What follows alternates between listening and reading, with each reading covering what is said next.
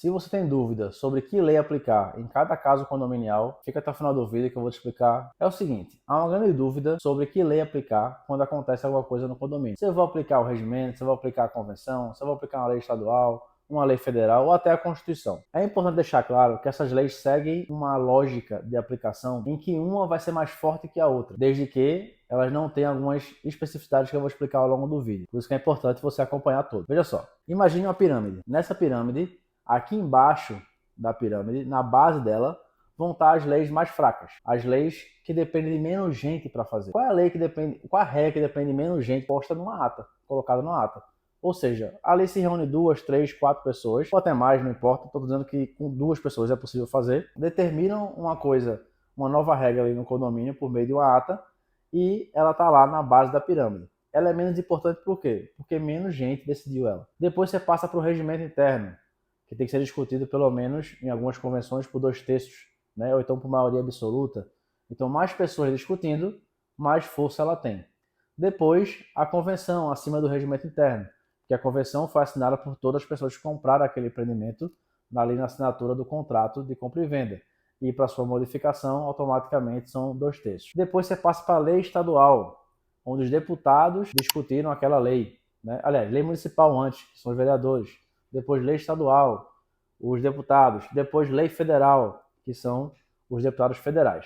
Então, como esse pessoal discutiu essa lei e as pessoas votaram neles, então mais gente está discutindo por meio de capilaridade toda essa situação. E por fim, a Constituição, que é um poder originário e logicamente é como se tivesse votado por todos os brasileiros existentes na época. Então a lógica é, quanto mais gente discute, mais força essa lei tem. Então no momento que houver um conflito entre uma previsão de convenção e uma lei municipal, vai valer essa lei municipal. Quando houver um conflito entre convenção e uma lei federal, vai valer essa lei federal. Quando houver um conflito de lei federal e lei municipal, vale a que está em cima. É sempre seguindo a pirâmide. Com a grande exceção, se for uma lei específica, uma lei especial. Vou dar um exemplo. Digamos que uma lei federal fala algo sobre cachorro, mas existe na lei específica estadual uma situação mais específica em relação a tal raça. Ele tem o direito de especificar, então você vai seguir essa lei estadual. Em relação a condomínio, o regimento interno, ele sempre vai falar sobre regras sociais e a convenção sempre vai falar sobre as regras de gerenciamento do condomínio. Se tiver um conflito, sempre vai valer a especificidade, ou seja, se o regimento vai falando sobre funcionamento do condomínio, ele não deve valer frente à convenção. Se a convenção está falando sobre regras sociais, ela não deve valer frente ao regimento.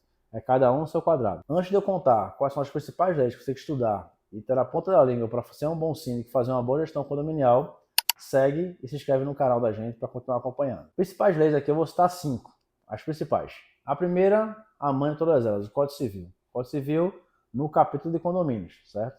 Está lá bem especificado no capítulo de condomínios.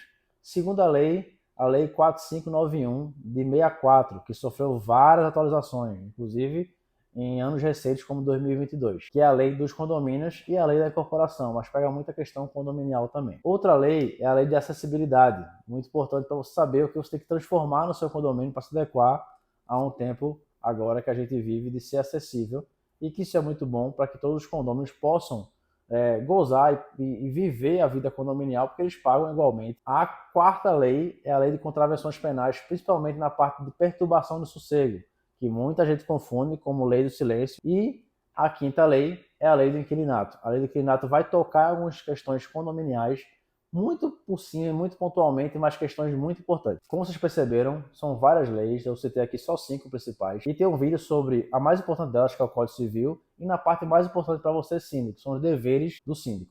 Então vai estar um card aqui também, para que você clique aí e também dê uma olhadinha nos deveres do síndico no Código Civil.